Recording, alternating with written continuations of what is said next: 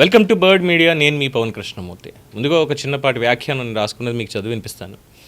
YCP నేతలకి కొందరు కాపు నేతల వ్యాఖ్యలు ఇప్పుడు రాజకీయ వర్గాల్లో ఆసక్తికర చర్చకు దారితీస్తున్నాయి. ముఖ్యంగా జనసేన అధినేత పవన్ కళ్యాణ్ భవిష్యత్తులో ముఖ్యమంత్రి అవుతారు అనేటువంటి అంశాన్ని ప్రస్తావిస్తూ వైసీపీ సీనియర్ నేత బొత్స సత్యనారాయణ గారు చేసినటువంటి వ్యాఖ్యలు రాజకీయంగా చర్చనీయాంశం అవుతున్నాయి. అసెంబ్లీ ప్రాంగణంలో మీడియా ప్రతినిధులతో మాట్లాడినటువంటి సందర్భంలో బొత్స గారు చేసిన వ్యాఖ్యలు ఈ చర్చకు కారణమయ్యాయి. బొత్స గారి అభిప్రాయం ప్రకారం రాజకీయ సమీకరణాలు ఎలా మారతాయో ముందుగా చెప్పడం అనేది కష్టం. ముఖ్యంగా ఆంధ్రప్రదేశ్ రాజకీయాల్లో కూటమి రాజకీయాలు భవిష్యత్తు పరిణామాలు ఎలా ఉంటాయన్న దాని మీద స్పష్టత లేకపోయినా పరిస్థితుల్లో వివిధ అవకాశాలపై చర్చలు జరుగుతూనే ఉంటాయి. ఇదే నేపథ్యంలో భవిష్యత్తులో ఒక దశలో నారా చంద్రబాబు నాయుడు జాతీయ రాజకీయాలపై దృష్టి పెట్టే పరిస్థితే వస్తే రాష్ట్రంలో ఒక పెద్ద సామాజిక వర్గానికి అవకాశం ఇవ్వాలనే ఆలోచన కూడా రావచ్చు అని బొత్స సత్యనారాయణ గారు వ్యాఖ్యానించారు. అటువంటి సందర్భంలో పవన్ కళ్యాణ్కు సీఎం బాధ్యతలు ఇవ్వవచ్చు అనేటువంటి రాజకీయ చర్చలు కూడా రావచ్చు అంటూ ఆయన ఒక సూచనాప్రాయంగా మాట్లాడారు. సో దీంట్లో ఒక రకమైనటువంటి రాజకీయ విశ్లేషణ కనిపిస్తుంది. పవన్ కళ్యాణ్ ముఖ్యమంత్రి అయితే అది కాపు సామాజిక వర్గానికి గౌరవం ఇచ్చినట్టుగా భావించవచ్చు అని చంద్రబాబు ఆలోచించే అవకాశం ఉందని ఆయన అన్నారు. అదే సమయంలో రాజకీయ ప్రయోజనాల దృష్ట్యా నాయకులు నిర్ణయాలు తీసుకోవడం రాజకీయాల్లో అసాధారణం కాదు అని కూడా ఆయన ఒక సూచన చేసినట్టుగా కనిపిస్తోంది. అయితే ఈ వ్యాఖ్యలు ఇప్పుడు బయటికి రావడంతో వేర్వేరు వ్యాఖ్యానాలు కూడా వినిపిస్తున్నాయి రాజకీయ వర్గాల్లో. ఒకవైపు పవన్ కళ్యాణ్ ముఖ్యమంత్రి అయ్యే అవకాశం ఉందనే చర్చే ఇప్పుడు రాజకీయంగా ఆసక్తికరంగా మారింది. మరోవైపు ఆ అవకాశం రాజకీయ ప్రయోజనాల కోణంలో చూడబడుతుందని బొత్స చెప్పడం కూడా చర్చనీయాంశం అవుతోంది. ఈ నేపథ్యంలో ఇంకొక అంశం, వైసీపీకి చెందినటువంటి మరికొంతమంది కాపు నేతలు కూడా పవన్ కళ్యాణ్ రాజకీయ భవిష్యత్తుపై విమర్శనాత్మకంగా స్పందించినటువంటి సందర్భాలు, తొడగొట్టి సవాళ్లు చేసినవి కూడా గతంలో ఉన్నాయి. ముఖ్యంగా తోట త్రిమూర్తి లాంటి వాళ్ళు పవన్ కళ్యాణ్ రాజకీయ ప్రస్థానంపై విమర్శలు చేసిన సందర్భాలు మనందరికీ తెలిసినటువంటిదే. అయితే అసెంబ్లీ ప్రాంగణంలో బొత్స తన వ్యాఖ్యలని కొంత సరదాగా కూడా మలిచారు. ఎలా ఉందంటే, ఆలు లేదు చూలు లేదు కొడుకు పేరు సోమలింగం అనేటువంటి సామెతను ఆయన ప్రస్తావిస్తూ ముందుకు ఇప్పుడు జరుగుతున్నటువంటి చర్చలు ఇలాంటి సామెతతోటే పోల్చాలి, ఇవి కేవలం రాజకీయ ఊహాగానాలే అని చెప్పి సూచించారు. అంటే ఇప్పటికీ అలాంటి పరిస్థితి రాకపోయినా రాజకీయాల్లో ముందుగానే ఊహాగానాలు వెలువడుతుంటాయి అనేది ఆయన భావన.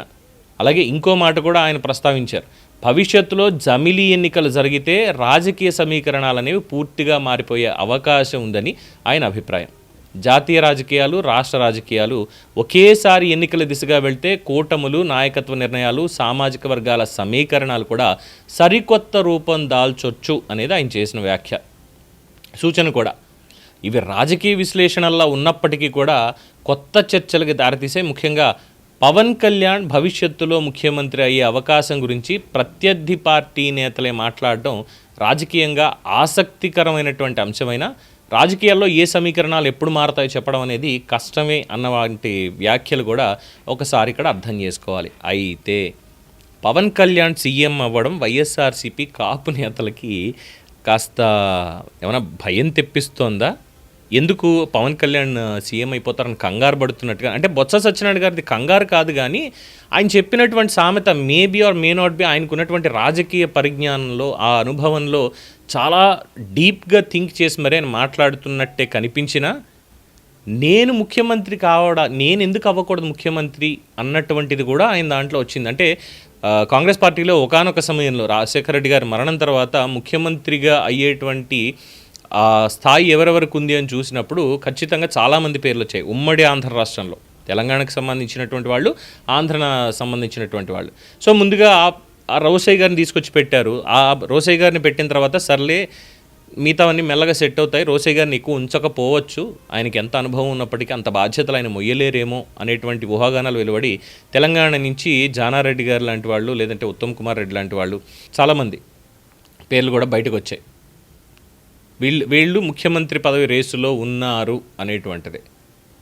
కానీ కిరణ్ కుమార్ రెడ్డి గారు ఫైనల్గా ఆ టికెట్ తీసుకుని వెళ్ళిపోయారు. ఆయన ఇంకా అప్పటి నుంచి సీనియారిటీ అనేటువంటి పేరు పెట్టుకొని రాష్ట్ర వ్యాప్తంగా ఇంతమంది ఇలా ఉన్న దీంట్లో ఇగో నేను ముఖ్యమంత్రి అవ్వచ్చు అంటే బొత్స సత్యనారాయణ గారు నిజంగానే సీఎం క్యాండిడేట్ ఆ మూమెంట్లో.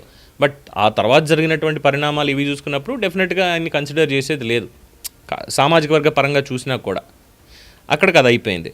తర్వాత పవన్ కళ్యాణ్ గారు 2014 తర్వాత రాష్ట్ర విభజన జరిగింది. సరే రాజకీయంగా ఏమైందో చూసాం. 19 ఎన్నికలు ఏం చేశారో చూసాం. 24 ఎన్నికల దగ్గరకు వచ్చేసరికి ముఖ్యంగా పవన్ కళ్యాణ్ గారు నిలబడుతున్నారు, చాలా బలంగా ఉన్నారు, కూటమితో జతకట్టారు, కూటమిని ఆయనే నిర్మాణం చేశారు అన్నటువంటి పాయింట్ వచ్చినప్పుడు పవన్ కళ్యాణ్ గారిని ఓడించడానికి 19లో ఏదైతే వ్యూహం పన్ని 2 చోట్ల కూడా ఓడించారో వైఎస్ఆర్సీపీ నేతలే, అది కూడా కాపు నేతలే. ఇప్పుడు వచ్చేసరికి ఈ ముఖ్యమంత్రి అనేటువంటి ఈ ట్యాగ్ లైన్ రావడం భవిష్యత్తులో ఖచ్చితంగా అది ఎప్పుడో తెలియదు మనకి, ఊహాగానం అయినప్పటికీ కూడా జరిగితే తప్పేముంది. ఒకవేళ నిజంగానే బయట జరుగుతున్నటువంటి చర్చ ప్రకారం చంద్రబాబు నాయుడు గారిని ఎన్డీఏ కన్వీనర్గానో లేదంటే ఉప ప్రధానిగానో తీసుకున్నారని అనుకుందాం. ఆయన సెంటర్లోకి వెళ్ళిపోయారు. స్టేట్లో సీఎం ఎవరు? 2 పేర్లు బలంగా ఉన్నాయి. ఒకటి పవన్ కళ్యాణ్, 2 నారా లోకేష్. వాళ్ళిద్దరు కూడబలుకొని ఏం చేద్దామంటే తమ్ముడు ఇగో ఇది చేద్దాం ఇలాగ అనుకుని ఓకే అనే ఓ పని చేద్దాం దీన్ని ఇలాగని మధ్య మార్గంగా వాళ్ళు మాట్లాడుకుంటే పవన్ కళ్యాణ్ సీఎం అవుతారు, నారా లోకేష్ సీఎం అవుతారు. అది టర్మ్ అనేది వాళ్ళు డిసైడ్ చేసుకుంటారు. సో అవ్వడం అయితే ఖాయం, అందులో డౌట్ అయితే లేదు. మేబీ ఇప్పుడే పవన్ కళ్యాణ్ గారిని సీఎం చేసి తదుపరి మళ్ళీ వచ్చిన తర్వాత మళ్ళీ ఒక 1.5 year ఆయన సీఎం ఉండి ఎన్నికల తర్వాత ఆ తర్వాత మిగతా 3.5 ఏళ్ళు లోకేష్కి సీఎం పదవి ఇచ్చి మిగతా కీలక శాఖలు ఇవన్నీ కూడా ఇద్దరు సమన్వయంతో ముందుకు తీసుకెళ్తూ ఉన్నారనుకోండి చక్కగా అన్నదమ్ములాగా. ఎవరికి ఇబ్బంది? ఇక్కడ వైఎస్ఆర్సీపీ నేతలకే ఇబ్బంది. అందులోనూ ముఖ్యంగా 24 ఎన్నికల స్ట్రాటజీ మనం మాట్లాడుకున్నాం. పిఠాపురంలో ఎంతమందిని మోహరించారు, ఎలా మోహరించారు, అసలు పవన్ కళ్యాణ్ అనేటువంటి వ్యక్తిని అసెంబ్లీ గేటు కూడా తాకనివ్వం అన్నటువంటి సవాళ్ళు విసిరి ఈరోజు అసెంబ్లీలోకి రావడానికే భయపడి వస్తున్నారు. అందులో ఉన్నటువంటి కాపు నేతలు ముద్రగడ పద్మనాభరెడ్డి గారు, తోట త్రిమూర్తులు గారు, బొత్స సత్యనారాయణ గారు, ఇలా చెప్పుకుంటూ లిస్ట్ అంతా ఉంది. మొత్తం కాపు నేతలందరూ కూడా అక్కడే టెస్ట్ వేసి కూర్చున్నారు. వంగాగీత గారితో సైతం అఫ్కోర్స్ ఆవిడ పెట్టడం అనేటువంటిది స్ట్రాటజీ అనేది అందరికీ తెలిసిందే.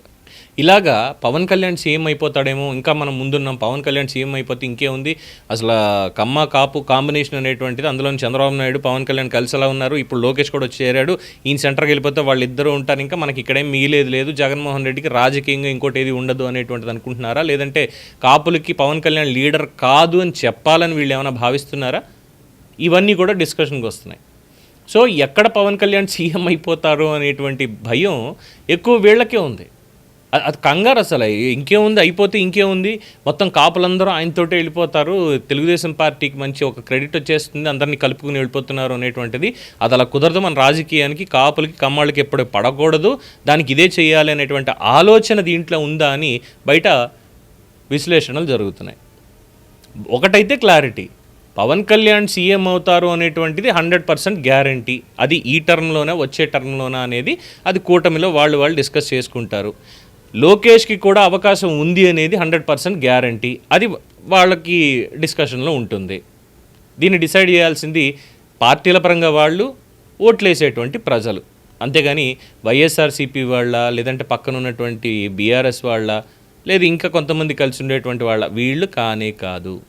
ఇదైతే గ్యారంటీ. సో మా అందరికంటే ముందు అయిపోతారు, లేదు అంటే ఇంకా పవన్ కళ్యాణ్కి ఒక ట్యాగ్ ఇచ్చేసేయాలి, ఖచ్చితంగా ముఖ్యమంత్రి అయిపోయాడు, ఇంకా ఆయన చెప్పిందే ముందు నడుస్తూ ఉంటుంది అన్నటువంటి భయంతో ఇవన్నీ మాట్లాడుతున్నారేమో అన్న అభిప్రాయాలు చాలామంది వ్యక్తం చేస్తున్నారు. ఏమంటారు? దీని మీద మీ అభిప్రాయం తెలియచేయండి. చూస్తూనే ఉండండి ది బర్డ్ మీడియా.